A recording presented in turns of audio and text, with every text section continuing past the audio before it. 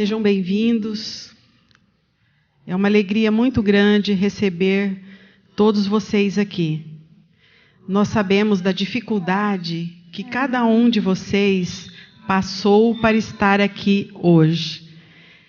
Mas era a vontade de Deus. E Ele trouxe cada um de vocês, porque Ele quer falar com cada um de nós. Ele tem uma mensagem para cada um de nós.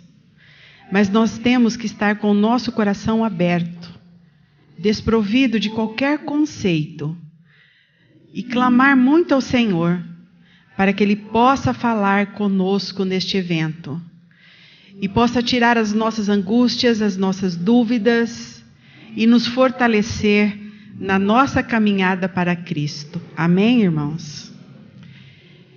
Louvamos a esse Deus maravilhoso, em primeiro lugar, por ter trazido seu Filho Jesus para nos salvar, pelo amor que Ele tem por nós, como diz em João 3,16, e Ele amou o mundo de tal maneira que enviou o seu Filho para que todo aquele que nele crê não pereça, mas tenha vida eterna. Amém? Que possamos fazer esta caminhada junto a Cristo. Agradeço os irmãos de cada cidade que aqui veio.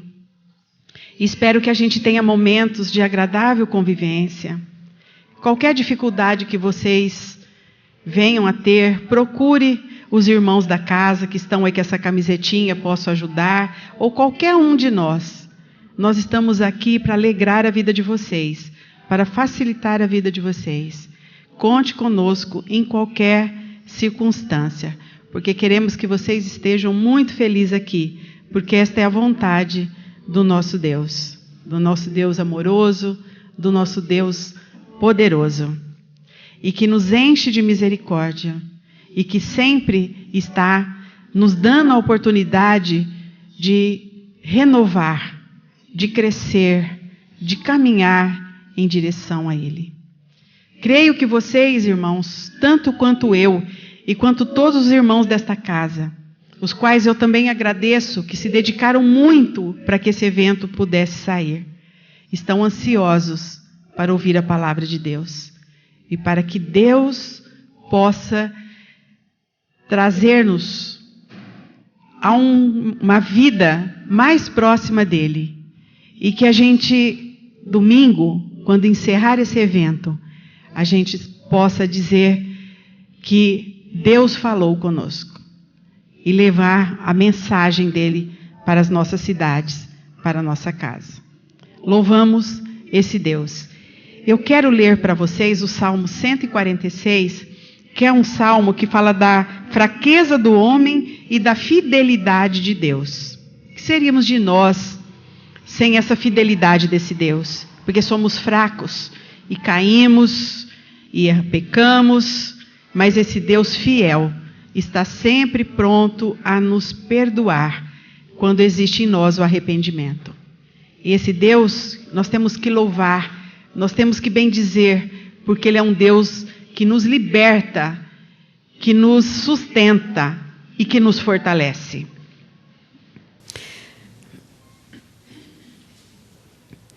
A fraqueza do homem e a fidelidade de Deus. Louvai ao Senhor, ó minha alma. Louvai ao Senhor. Louvai ao Senhor durante a minha vida. Cantarei louvores ao meu Deus enquanto eu for vivo. Não confieis em príncipes, nem em filho de homem, em quem não há salvação. Sai-lhe o espírito, volta para a terra. Naquele mesmo dia perecem os seus pensamentos. Bem-aventurado aquele que tem o Deus de Jacó por auxílio, e cuja esperança está posta no Senhor seu Deus. O que fez os céus e a terra, o mar e tudo quanto há neles, e o que guarda a verdade para sempre. O que faz justiça aos oprimidos, o que dá pão aos famintos, o Senhor solta os encarcerados. O Senhor abre os olhos aos cegos, O Senhor levanta os abatidos. O Senhor ama os justos. O Senhor guarda o estrangeiro, sustém o órfão e a viúva, mas transtorna o caminho dos ímpios. O Senhor reinará eternamente. O teu Deus, ó Sião, de geração em geração. Louvai ao Senhor. Louvemos esse Deus maravilhoso. Por favor, pastor.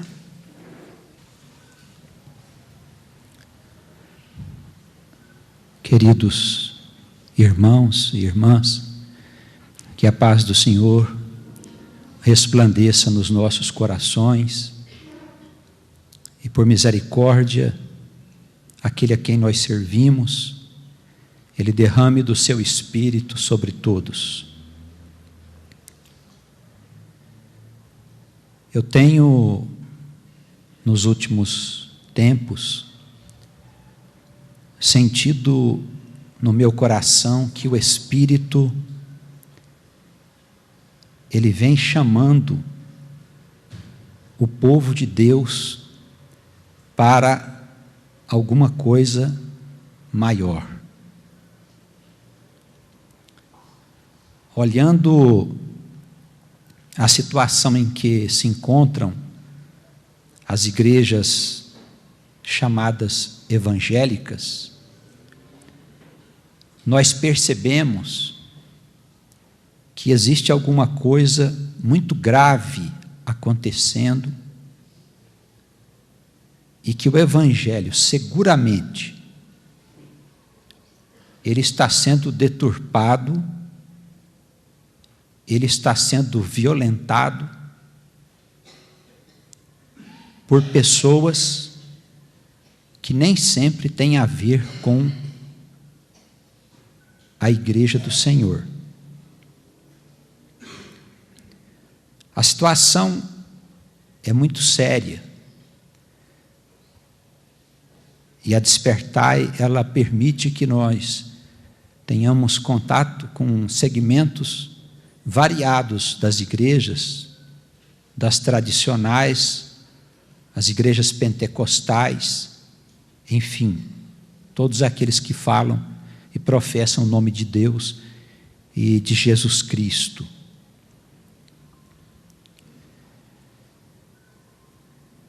A gente percebe, examinando os textos bíblicos, principalmente os documentos do Novo Testamento,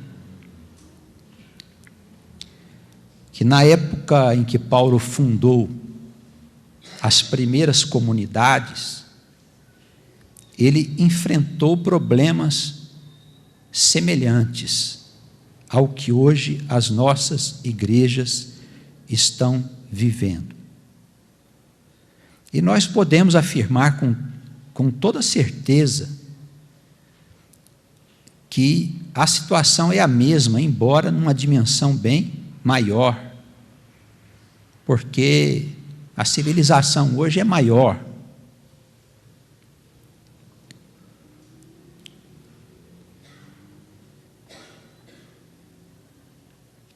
Diante dessa incerteza, são muitos os irmãos que nos escrevem narrando a situação que estão as suas igrejas, as suas comunidades.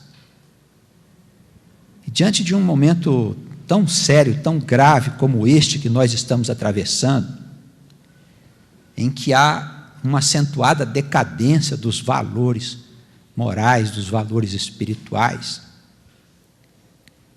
em que as coisas começam a se inverter,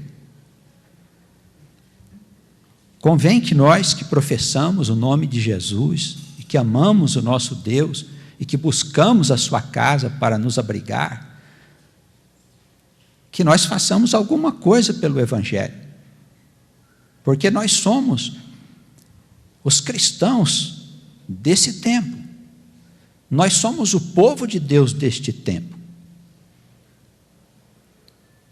Embora as igrejas estejam cheias de crentes, nem todos professam o nome de Jesus.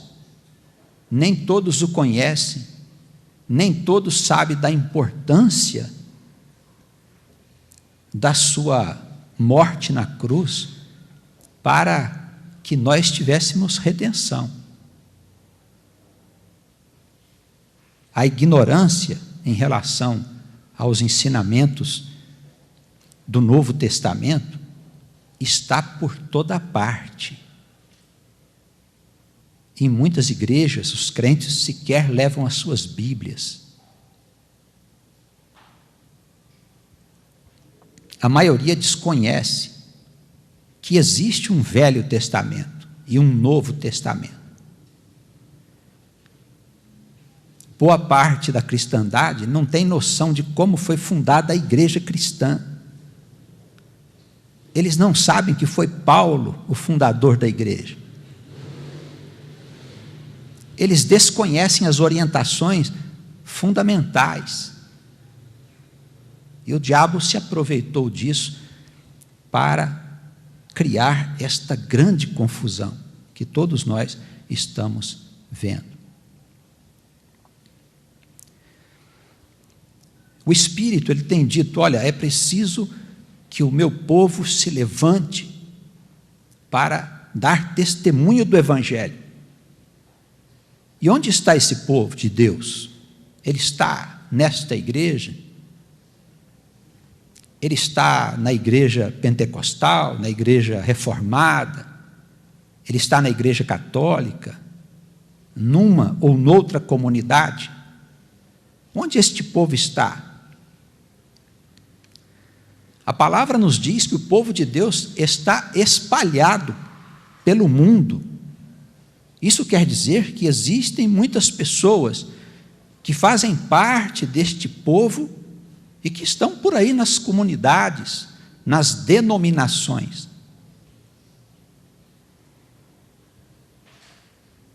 O Senhor, Ele disse que as suas ovelhas, elas, ao ouvir o chamado, elas o reconheceriam. E é o momento em que o Espírito diz, é hora de anunciar, é hora de chamar o povo de Deus à sua responsabilidade. É hora de cada mulher, de cada homem que professa o nome do Senhor, que sente no seu coração, quando nós falamos o nome de Jesus, quando nós clamamos o nome do nosso Deus, ele sente vibrar as fibras do seu coração. Nós sentimos que é o nosso pastor que está chamando. Ele quer nos dizer que nós estamos correndo perigo, que nós precisamos nos abrigar na sua igreja. E não falamos desta igreja, nós falamos da igreja de Cristo, da igreja que está no nosso coração, daquela igreja que nós fazemos parte, não importa a placa que está lá na frente da nossa comunidade. Qualquer irmão pode participar, em qualquer lugar onde esteja. A Despertai, ela tem sido um primeiro movimento nesse sentido, para acordar os irmãos de uma ilusão, de uma confusão de rosto que está sobre as igrejas cristãs em todos os lugares. A pregação da palavra de Deus foi sufocada por práticas exteriores de toda a natureza. Os homens deixaram de lado a busca pelo Espírito, pelo conhecimento dos mistérios de Deus, para se entregar a coisas que em verdade não nos leva a lugar algum. A doutrina das obras está presente em todas as comunidades. Hoje se cobram dízimos, há abusos nessa área, de diversos tipos. As pessoas são constrangidas a dar dinheiro para estas organizações. As pessoas são ameaçadas utilizando passagens dos livros antigos, livro de Malaquias, outras passagens. Elas são ameaçadas por falsos pastores.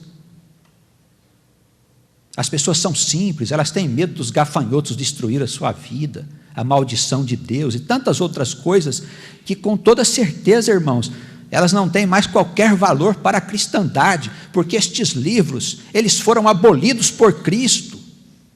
Os cristãos absolutamente não têm nada a ver com o Velho Testamento.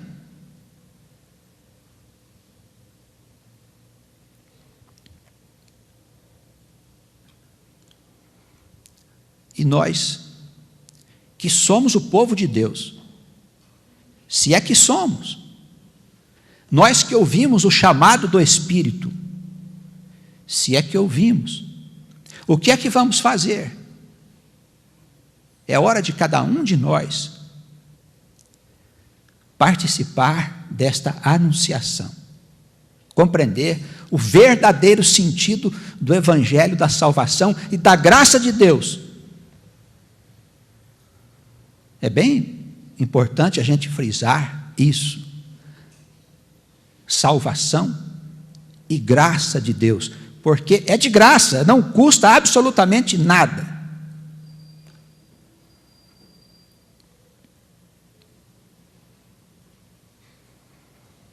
É fácil de anunciar, não custa,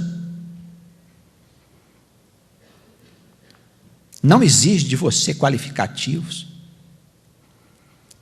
Como bem disse na oração o pastor Joel, da nossa gratidão pelo Senhor nos receber na sua casa como santos, sem que nós o sejamos. Ele veio para nos salvar. Isso deve ficar claro. E durante este encontro nós vamos falar muito sobre salvação. A Rádio Despertai é um projeto que está se expandindo com bastante dificuldade, porque as coisas de Deus, elas são mesmo assim. Se a obra é de Deus, tudo é difícil. Se é do diabo, cresce rapidinho. Mas vamos bem, graças a Deus. Hoje nós temos 18 mil irmãos cadastrados na rádio, que fazem parte do público que ouve diariamente as transmissões. Ela tem mais de 1 milhão de acessos por ano. O interesse dos irmãos pela rádio vem crescendo substancialmente. Depois nós vamos mostrar a vocês alguns gráficos, algumas informações que vamos distribuir para vocês terem conhecimento.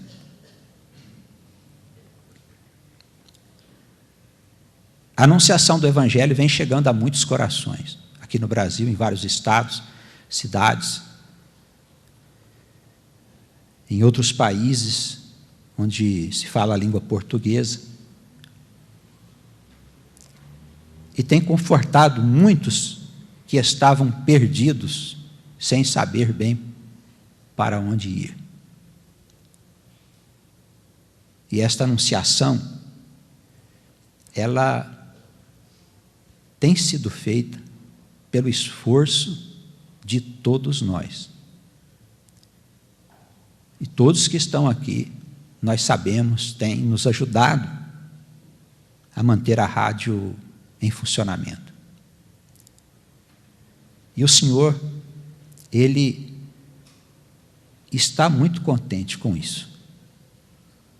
Quando nós falamos em milhares, pode não parecer muito para o mundo, mas o nosso referencial é 12. Então, quando a gente fala de 1000, nós temos muita gente interessada. Não precisamos de multidão. Eu não acredito que o povo de Deus seja uma multidão. Mas nós podemos fazer muito se tratarmos com seriedade as coisas do Senhor. Para nós ilustrarmos as ideias, eu gostaria que a igreja me acompanhasse a segunda carta do apóstolo Paulo à igreja de Corinto, no seu capítulo 3. Irmãos, se nós queremos mesmo servir ao Senhor, nós temos que conhecer a palavra. Precisamos examinar esses documentos, os livros do Novo Testamento, as cartas, as epístolas, para nós sabermos como é que tudo foi criado, como tudo começou. Paulo, ele é o gigante do cristianismo. Nós temos as igrejas cristãs por causa de Paulo. Se não fosse esse homem, que era um rabino judeu, que perseguia a igreja cristã e que foi convertido por Jesus, se não fosse ele, se não fosse a sua insistência em estabelecer o verdadeiro cristianismo, olha, o judaísmo tinha engolido tudo que Jesus havia apresentado. Como bem sabem os irmãos, Paulo tinha fortes convicções de que ele estava certo. Ele era profundamente instruído e versado nas Escrituras do Velho Testamento. Ele não era mais ou menos, não, ele era bom, ele conhecia os detalhes, ele sabia da promessa, ele sabia que Deus levantaria um profeta semelhante a Moisés e que o povo de Deus deveria ouvir. Mas ele, nas suas fortes convicções, ele achava que os cristãos, eles ensinavam uma doutrina que colocava em risco o que Moisés havia ensinado.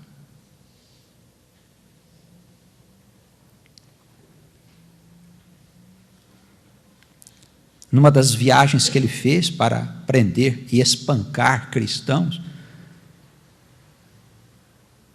no meio do caminho, o Senhor o derrubou do cavalo,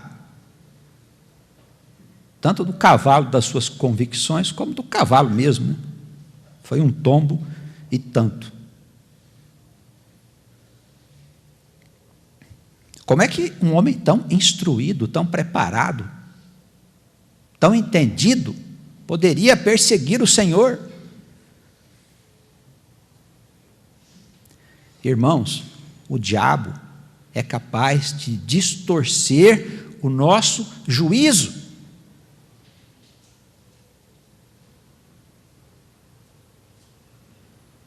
Ele distorceu um homem como Paulo. O que ele não faria de nós? E Paulo, ele é o homem que em muitos momentos esteve sozinho. Paulo foi perseguido. Paulo levou chibatadas. Paulo foi apedrejado. Paulo foi preso. Paulo foi caluniado.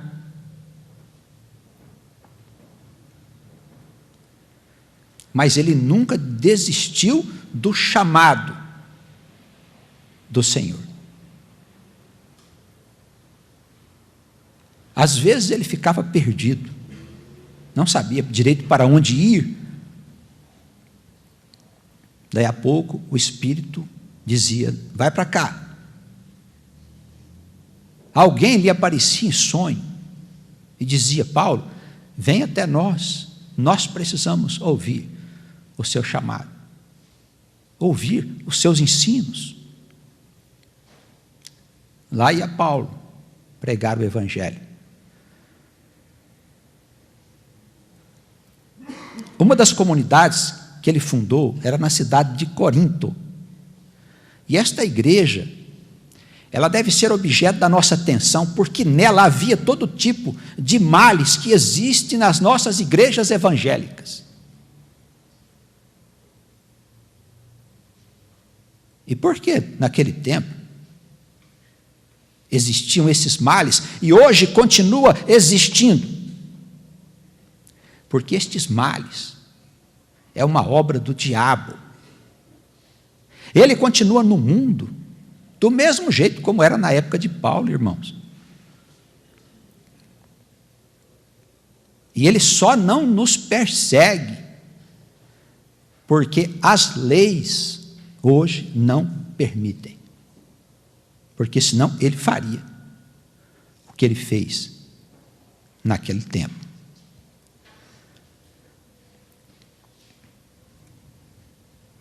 Paulo enfrentou todo tipo de problema com as suas comunidades. Estas cartas que estão aqui chamadas epístolas, não são mais que cartas de instrução para as comunidades daquele tempo.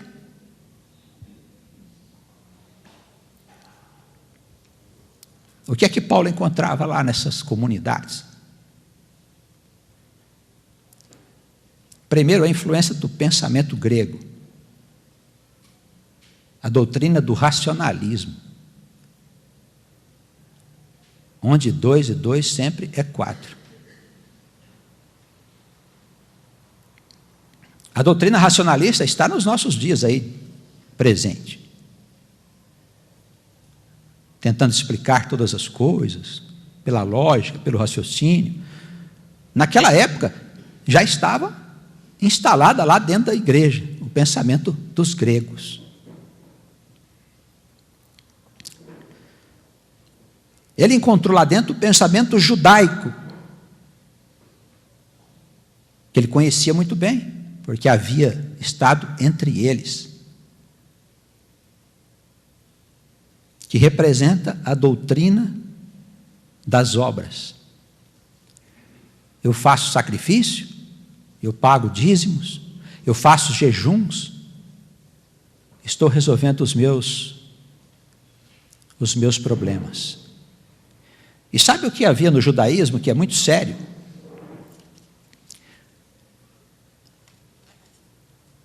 O sacerdócio levítico.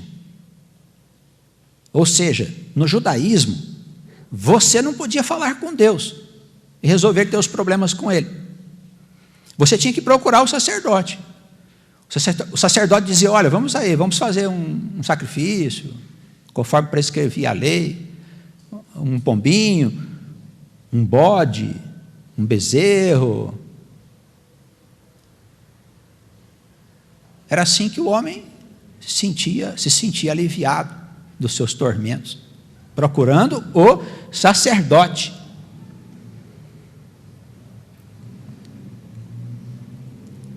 Esta doutrina, ela ainda permanece nas nossas igrejas. As pessoas não aprenderam a falar com Deus. Elas não são ensinadas a falar com Deus. Elas são ensinadas que sempre quando elas tiverem algum tipo de problema, elas devem procurar o pastor, o padre, o guru, o guia, o médium, o ledor de sorte. Enfim, é tudo uma coisa só.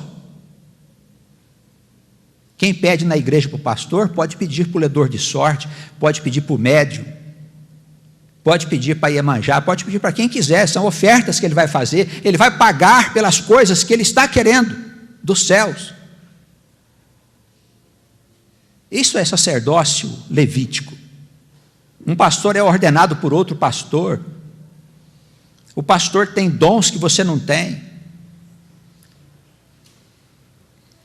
Irmãos, isso não tem nada a ver com a doutrina ensinada por Jesus. Por que eles mataram Jesus? Porque Jesus dizia que todos podiam fazer, que todos podiam exercer os seus dons, que cada homem, cada mulher que tivessem dificuldades podiam se recolher e conversar com Deus.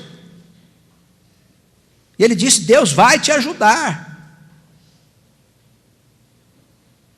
Um ensinamento desse colocava abaixo o Velho Testamento todo. Quando nós falamos de Velho Testamento aqui, nós estamos falando do pacto que Deus fez com Moisés. Não estamos querendo dizer que todos os livros estão proscritos, mas o pacto que Deus fez com Moisés, deste pacto nascem todos os grandes problemas das igrejas dos nossos dias. Esse pacto, ele foi abolido por Cristo.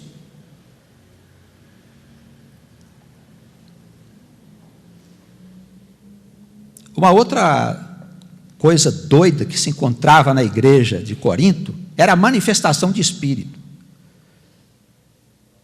O pessoal gostava muito de ficar possuído. Diriam, hoje nos nossos dias, de receber o santo, de falar línguas enroladas que ninguém entendia coisa nenhuma, de profetizar. Era homens, era mulheres, era uma confusão dentro da igreja. Parece até as igrejas pentecostais dos nossos dias, né? Você vai ver, uma igreja pentecostal é uma confusão, ninguém sabe o que está acontecendo. Uns caem na risada, outros choram, outros caem para o chão, outros dizem que estão sentindo fogo correr pelos seus pés. É uma coisa doida, irmãos. Falam uma língua que ninguém entende. Todos aqueles males estão presentes nas igrejas hoje.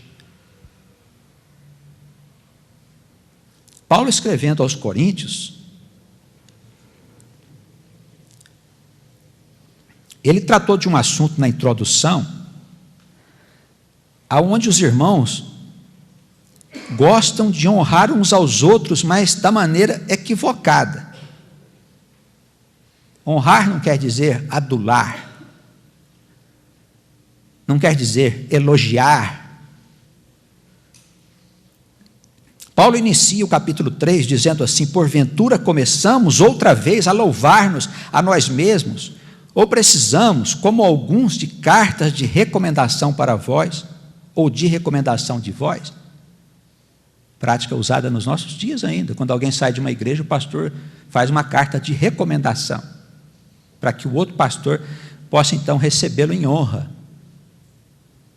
Irmãos, parece que não mudou nada. Paulo começa a sua instrução dizendo o seguinte: vós sois a nossa carta escrita em nossos corações, conhecida e lida por todos os homens. Porque já é manifesto que vós sois a carta de Cristo, ministrada por nós e escrita não com tinta, mas com o Espírito do Deus vivo, não escrita em tábuas de pedra, mas nas tábuas de carne do coração. Irmãos, ele está estabelecendo uma diferença entre o pacto antigo e o pacto novo. Naquele, a lei, ela era exterior, o culto era exterior. Todas as coisas relacionadas com Deus eram feitas exteriormente pelos sacerdotes. No novo pacto, não. A lei não está escrita mais nas tábuas de pedra, mas sim escritas nas fibras do nosso coração, da nossa alma. Quer dizer, é preciso que ela esteja lá. E como é que a gente vai fazer para escrever essa lei no nosso coração. Não é exteriormente. Os procedimentos não são exteriores.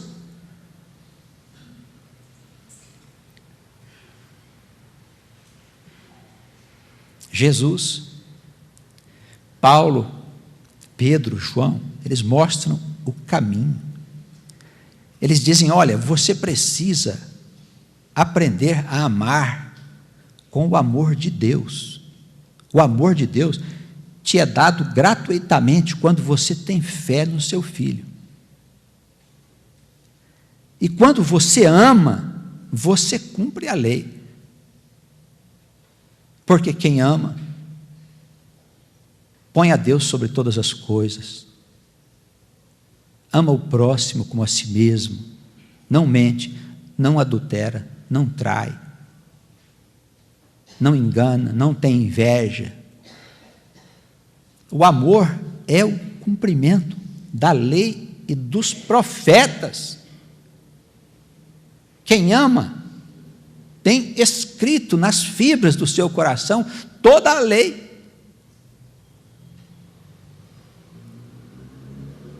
Os procedimentos agora não são exteriores mais.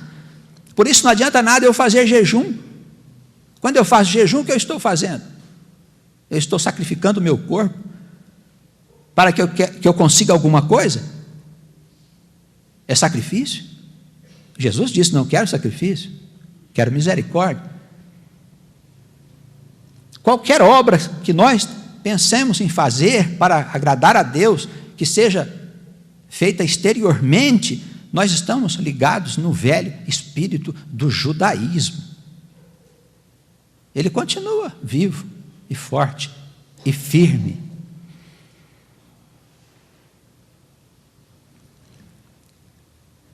Na nova aliança, irmãos, tudo é dentro do nosso coração. Por isso Jesus disse tantas vezes: não adianta você ser bonitinho por fora. Nós temos é que ter o interior nosso bonito. Por fora não tem muita importância, irmãos. Que importância que tem? Os fariseus, que eram ferrenhos inimigos do Senhor, eles se diziam justos. E o Senhor dizia: vocês são como túmulos. Por fora são bonitos, caiados e brancos, e por dentro estão cheios de podridão. São como as sepulturas que as pessoas passam em cima e não sabem que dentro tem maldição.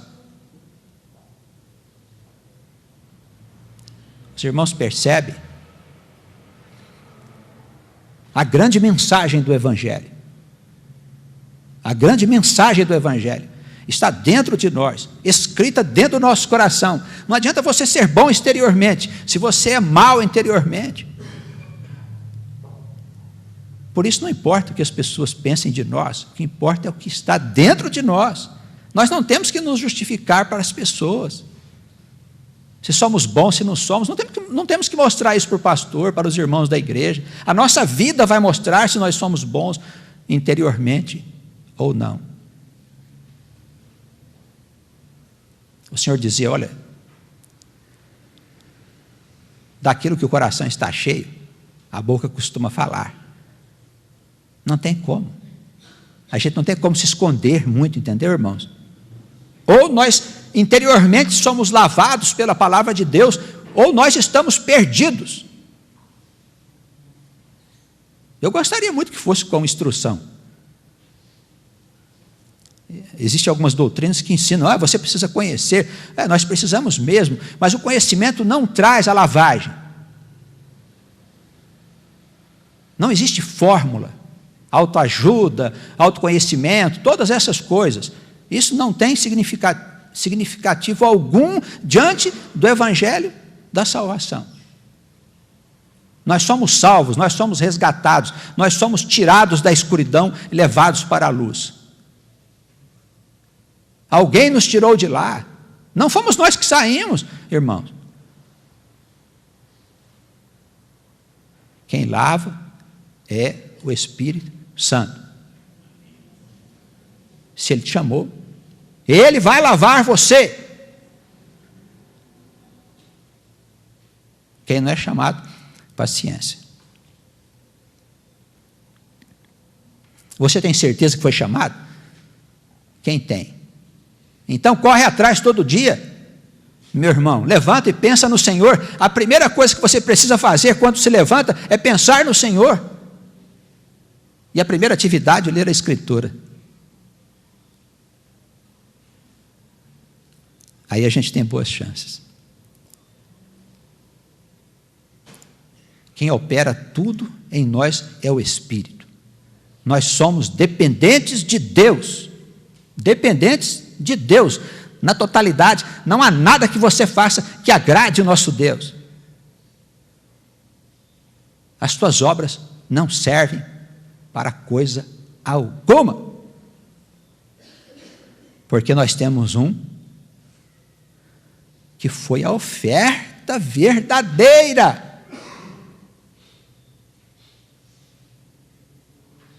O sacrifício, o dízimo, a promessa está cumprida naquela morte sacrificial. Ele não é um exemplo para ser seguido, não, entendeu? Como algumas pessoas pregam e ensinam. Ele não é um exemplo para ser seguido. Como nós vamos seguir Cristo, irmãos? Acorda, Ele é o nosso Salvador. Ele não veio ensinar a nós nada, não. Ele veio nos salvar. Se Ele não operar a salvação em nós, nós estamos perdidos. Pode conhecer a Escritura de A a Z. Pode conhecer todas as doutrinas filosóficas, racionalistas, todas elas. Você não é capaz de vencer as suas próprias imperfeições. Por você mesmo, você não é capaz de vencer. Ninguém venceu a morte e os infernos, de onde vem todo o mal. Nenhum profeta venceu, todos conheceram a corrupção. Só Cristo é o Cordeiro Imaculado, veio ao mundo para tirar do mundo o seu pecado. É diferente de qualquer ensinamento relacionado com o pensamento grego. Despreza todas as obras dos judeus, os sacrifícios, as ofertas, tudo foi feito no Senhor. É o nosso Senhor. É aquele sob o qual nós estamos colocando a nossa vida. Ele nos guarda, Ele cuida de nós, Ele zela da tua casa. Ele diz ao diabo, aí não, o diabo não entra. Os irmãos devem lembrar da passagem dos endemoniados gadarenos, que os demônios saíram dele e entraram nos porcos. Qual é o seu nome? Legião. Sai. O demônio diz a ele, a gente pode entrar nos porcos? Percebe, irmãos? Ele só pode entrar se Jesus deixar. É diferente, irmãos. Ele tem poder sobre todas as coisas. Você vai colocar sua vida nas mãos de quem? De algum santo? De algum guru? De algum espírito? Algum santo morreu na cruz? Qual santo que não conheceu corrupção? Tem algum que não conheceu? É só o Senhor. Só o Senhor. Então, esse é o Jesus que nós precisamos anunciar. E você está sendo chamado, meu irmão, minha irmã, como povo de Deus. É hora de nós nos ajuntarmos, cada um em sua cidade. Não importa a denominação a qual você faz parte, mas é hora de nós anunciarmos. O apóstolo segue dizendo assim: é por Cristo que nós temos tal confiança em Deus, não que sejamos capazes por nós mesmos de pensar coisa alguma, como de nós mesmos, mas a nossa capacidade de pensar vem de Deus, o qual nos fez também capazes de ser ministros de um novo testamento. Olha lá. A nossa capacidade de discernir, de conhecer a verdade, não vem do nosso esforço pessoal. Ela vem de Deus. É Deus que nos dá a condição de entender a Escritura. Algumas pessoas dizem, eu acho difícil, complicado. Você quer entender a Escritura por você mesmo? Você não vai conseguir. Você não tem como conseguir. Você vai ler letras. E as letras, elas não dizem nada. Pede ao Espírito. Diz ao Senhor, Senhor, ensina-me. Eu quero conhecer as verdades que estão ocultas nas letras. O Espírito vai te ensinar. Mas pastor, eu sou muito simples, eu não tenho muito estudo. Muito bem. Você quer fazer o quê então? Vai fazer uma faculdade, depois você volta. Quem sabe você vai conseguir entender a Escritura. Não vai adiantar nada, vai perder o seu tempo.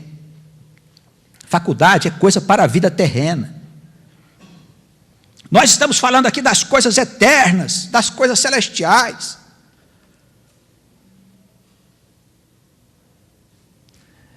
Pedro, o grande apóstolo da igreja, era um pescador, uma pessoa ignorante, irmãos. Por favor, leia as epístolas de Pedro, por favor. Quem ensinou para ele essa doutrina? Então, não reclame, não diga que você é iletrado. Isso não faz diferença nenhuma. Se você quer, o Senhor te dá. Se você quer, Ele te dá. Peça a Ele para te dar sabedoria. Essa sabedoria não está nos livros. Deus nos fez capazes de ser ministros de um novo testamento. Não um testamento de letras, mas um testamento de espírito. Não no velho pacto, mas no novo pacto. Não nas práticas exteriores, mas na prática interior. A letra, o velho pacto, a lei, Moisés, mata. O espírito, a prática interior, nos traz vida. Esse é o nosso testamento. É um testamento diferente. Porque você pode conquistar almas para Deus. Basta anunciar o nome de Jesus. Dizer, Jesus pode ser a saída para todo o tormento da sua vida. Diz isso com convicção. Com fé, com confiança. Se for uma ovelha, existem muitas ovelhas adormecidas. Nós precisamos despertar essas ovelhas, irmãos. É só despertar. O resto o Espírito Santo faz. Você não precisa ficar instruindo a pessoa. Você vai ser meu discípulo.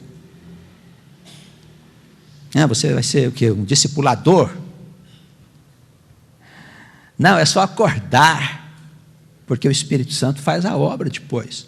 Se for uma ovelha. Aí se não for, não tem ninguém que faça obra alguma. Está perdido.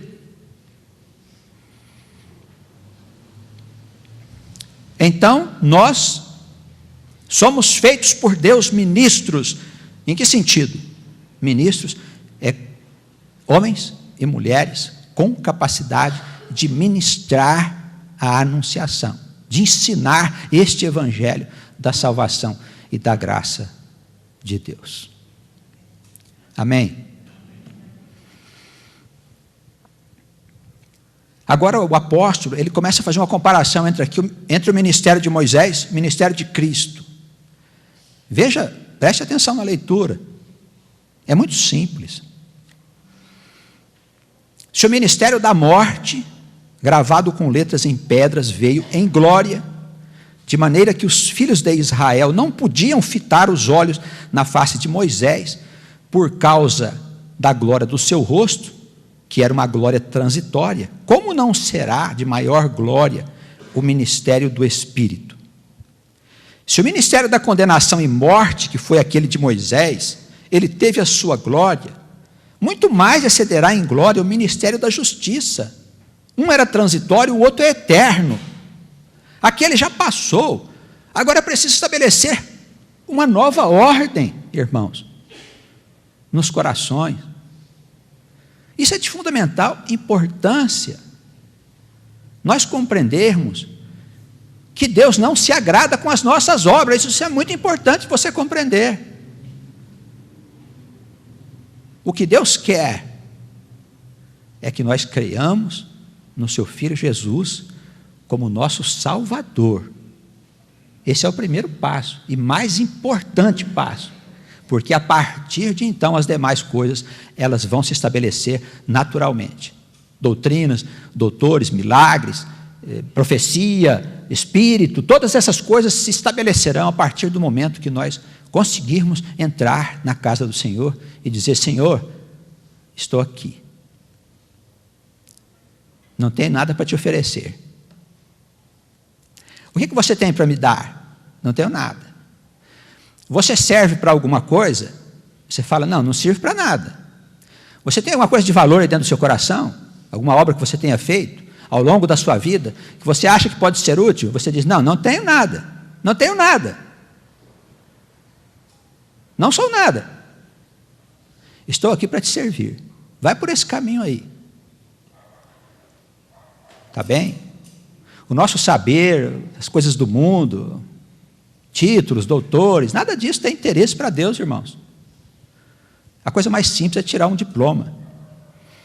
Difícil mesmo é você ser honesto, ser bom, você ser amoroso, é você ser fiel à sua esposa, fiel ao seu marido, você ser fiel a Deus, deixar de lado a mentira, a vaidade, a conversa fútil, a preguiça, a indiferença. Isso é difícil.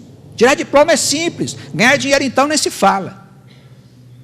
Se você tiver bastante vontade de ganhar dinheiro, o diabo dá uma força e tanto para você. Ele te enche de dinheiro. Percebe, irmãos?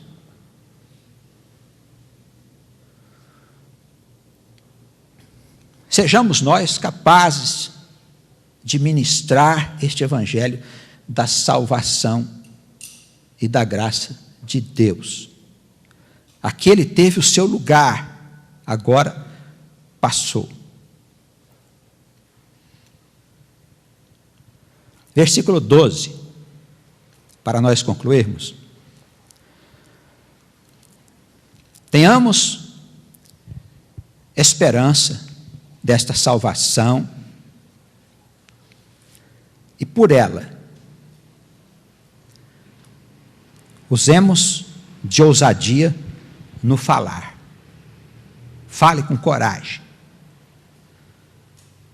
com ousadia. Deus te dá o dom de libertar quem está cativo do diabo. Se você tem fé, você diz: olha, Jesus Cristo é o caminho, Jesus Cristo é a única verdade. Você está atormentado, sua vida está no inferno, eu conheço um que pode te ajudar, o Senhor pode te ajudar. Apresenta a Ele a palavra do Senhor. Irmãos, nada de jejum, não se preocupa com isso. Promessa, subir no monte para orar, ver pauzinho pegando fogo. Ora, imagina. O diabo faz incêndio todo dia, o pessoal sobe lá no monte e fica contente de ver um pauzinho pegando fogo. Nada disso, irmãos.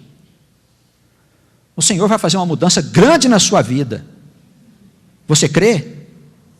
Leia o Evangelho com Ele, leia uma página do Evangelho. Ó, senta aqui, você está atormentado? Senta aqui comigo. Eu vou ler uma página do Evangelho para você. Leia. Clame ao Senhor: Senhor, vem. Ele vem. Mas nós nos fizemos fracos. O diabo fez com que nós nos colocássemos como ninguém. Nós temos que ser ousados, não por nossa causa, por causa de Cristo, por causa do Filho de Deus, Senhor de todas as coisas. É o que diz: sai, sai. Podemos entrar nos porcos? Pode, vai lá, entra nos porcos. Nós andamos com Ele, gente. É o nosso Senhor.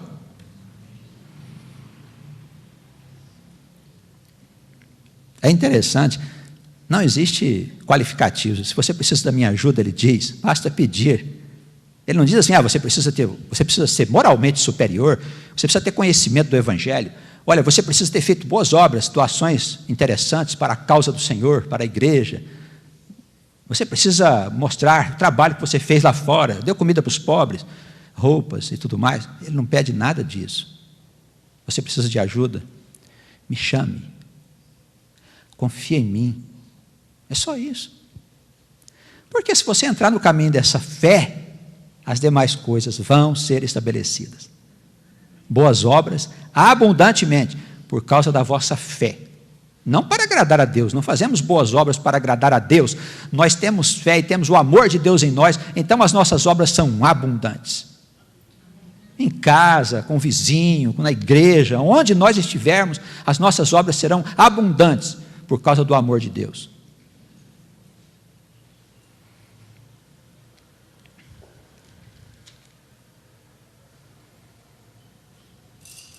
Irmão, meu irmão, minha irmã, veja aí versículo 13. Nós não somos como Moisés. O que Moisés fazia? Ele colocava um véu na face das pessoas para que os filhos de Israel não olhassem para o fim das coisas que eram transitórias. Mas os sentidos desse pessoal foi endurecido. Paulo falando de pessoas que não compreendiam Cristo, que queriam viver atrelados à lei. O sentido deles foi endurecido e até hoje o véu está por levantar na lição do Velho Testamento, que foi por Cristo abolido. É Paulo que está falando, não fui eu não, hein? Muita gente não sabe disso, porque não lê a Escritura. Velho Testamento, sacerdócio levítico, todas as práticas instruídas por Moisés, elas não têm mais valor para o crente da linhagem de Abraão. Somos salvos pela fé e justificados por Ele. Injustamente. Concorda? Jesus foi injusto em nos amar. Se ele fosse justo, ele deixava a gente no inferno. Por causa das coisas más que nós fizemos, das iniquidades, ele deixaria nós lá no inferno, irmãos. Porque a justiça de Moisés dizia, não, você vai ficar lá na morte. Você pecou, você vai para o inferno. Na lei não tinha saída, não. Aí ele vem e nos ama. Nos perdoa. O grego diz, é uma loucura, o sujeito fez um pecado, ele tem que pagar, onde se viu. Tem umas doutrinas por aí que tem esse mesmo princípio, né?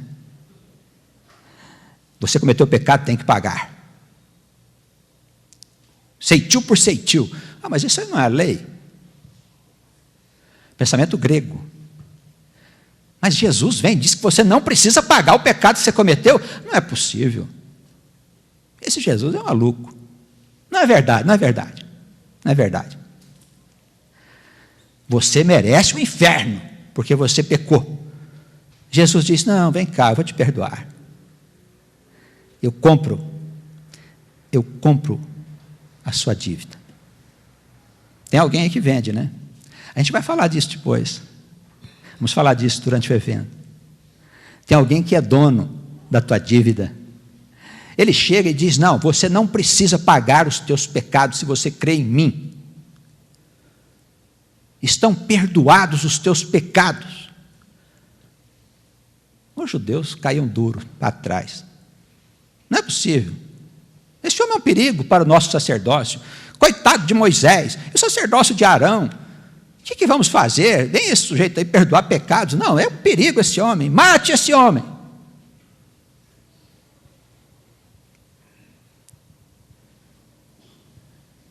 Eles que fiquem lá com a lei deles, nós ficamos com o nosso Jesus. Quem quiser pagar os pecados não tem nada contra, viu gente? O pessoal que tem a lei de causa e efeito, plantio e colheita, sabe esse pessoal? Tudo bem, se vocês querem pagar o pecado de vocês, fiquem à vontade, vão pagar mesmo. Porque a lei existe. Essa lei de plantio e colheita que eles falam, existe mesmo. Se você quiser pagar os teus pecados, o Senhor vai cobrar. Você quer a lei? Muito bem. Você vai tê-la. Nós queremos Jesus. Amém? Com Ele o negócio é diferente. Eu quero mais é saltar no colo dele. Ô Senhor, o Paulo costumava dizer que com Jesus, a gente chama o nosso Deus de paizinho, né? Tem pessoal que chama de Jeová, outros chama de tantos nomes, Adonai, tal, né? Paulo dizia, ó, paizinho. É tão doce quando um filho chama a gente de paizinho, não é? Nós que somos uns pais maus, quando um filho chama a gente de paizinho, a gente se derrete, né? E o nosso pai gosta muito que a gente o chame de paizinho. E quer que a gente se aninhe no seu colo, para ele cuidar de nós como filhos desobedientes. Ele nos perdoa de todo o mal. Até hoje diz o apóstolo Paulo no versículo 15, quando se lê Moisés, isso precisava ser anunciado em toda a igreja. Quando se lê Moisés, o véu está posto sobre o coração das pessoas. Irmãos, é difícil de entender uma coisa dessa. Isso está claro, quer dizer, quando você lê Moisés, você está tampando os olhos das pessoas para que elas enxerguem a verdade. Você está escondendo a verdade das pessoas, você está fazendo como Moisés fez.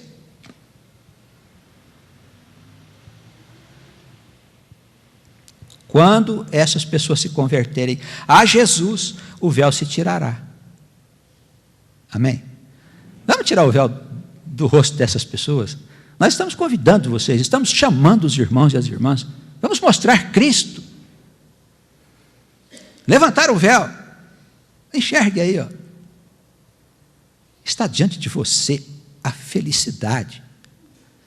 Não só para esta vida. Isso aqui é nada. No dizer dos apóstolos e dos profetas, é uma flor que de manhã é bonitinha, à tarde já está murchando, de noite caiu. É uma fumacinha de chaleira, sabe quando você está fazendo lá em casa comida e tal, aquela fumacinha que sai assim, daí a pouquinho, ela vai, se desfaz. Isso é a vida, irmãos. A verdadeira vida é a vida eterna, é esplendorosa, é permanente. Não é passageira. Lá não há medo, não há temor, não há preocupação. Vivemos na paz do Senhor. Amém? Quando essas pessoas se converterem a Jesus, o véu se tirará. Versículo 17. O Senhor é Espírito. Olha que coisa boa. O Senhor é Espírito. E onde está o Espírito do Senhor, aí tem liberdade. Essa é a verdadeira liberdade. Ninguém proíbe as pessoas de fazer coisa alguma, não. Você sabe o que é errado.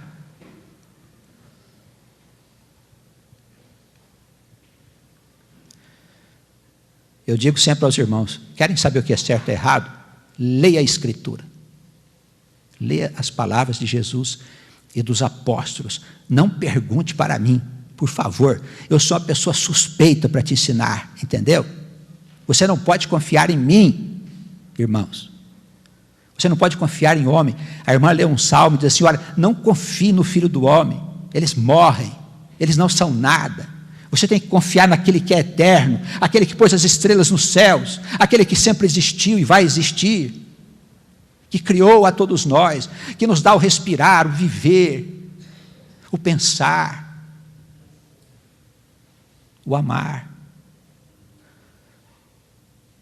Você pode, abra a sua Escritura, Ele vai ensinar você vai se surpreender. O Senhor é Espírito, e aonde está o Espírito do Senhor, aí tem a verdadeira liberdade. Amém? Todos nós, olha o que diz esse apóstolo, esse é o homem, como diz os jovens, né? O cara, é do momento, é da hora, esse é o homem. Olha o que ele diz, irmãos, todos nós com o rosto descoberto, sem Moisés, sem véu. Pastor, mas uma ideia dessa geraria uma confusão nas igrejas, hein?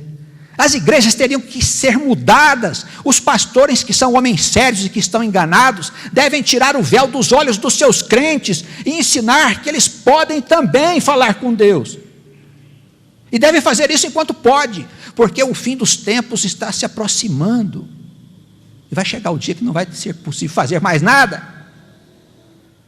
Não engane o seu povo, meu irmão, minha irmã. Não ponha véu nos olhos do seu povo, não faça isso. Você está afastando as pessoas de Cristo. Isso tem uma consequência gravíssima. Um dia essas pessoas estarão na morte, estarão nos infernos, e quando você, pastor, subir para os céus, você vai passar lá na porta, e elas vão gritar: olha, foi você que nos colocou aqui.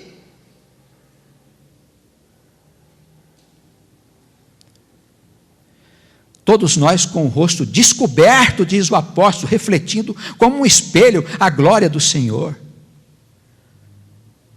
Que coisa boa, irmãos, coisa maravilhosa. Todos nós, homens, mulheres, crianças, jovens, velhos, todos nós, o Espírito está sendo derramado sobre todos.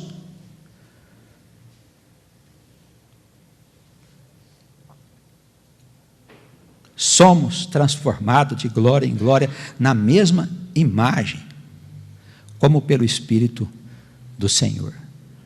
Amém. Olha, de lá para cá, tá certo? Ele faz. A gente só pede, clama, pede, insiste, bate, insiste. Lembra da passagem do juiz Inico? O juiz que mandava em todas as pessoas, fazia, acontecia e tudo mais. Aquela viúva foi lá bater na porta dele, que tinha uma causa lá que ela queria defender. O juiz disse: já estou com meus filhos aqui descansando, não quero mais saber de atender essa viúva, coisa nenhuma, eu quero mais é descansar, a porta já está fechada. E a viúva bateu, por fim o juiz falou: não aguento mais, vou lá atender essa viúva para ela me dar paz. O Senhor diz: olha, procura o reino de Deus com essa insistência, não por justiça, como eu disse a princípio, né? Mas por injustiça mesmo. Bate lá e diz: ó Senhor, eu preciso do Senhor, eu preciso que o Senhor me ajuda, te revela a mim, me socorre, olha a minha casa. Insiste. Ele quer insistência, ele quer ver a gente procurando de verdade, ousadia. A porta se abre.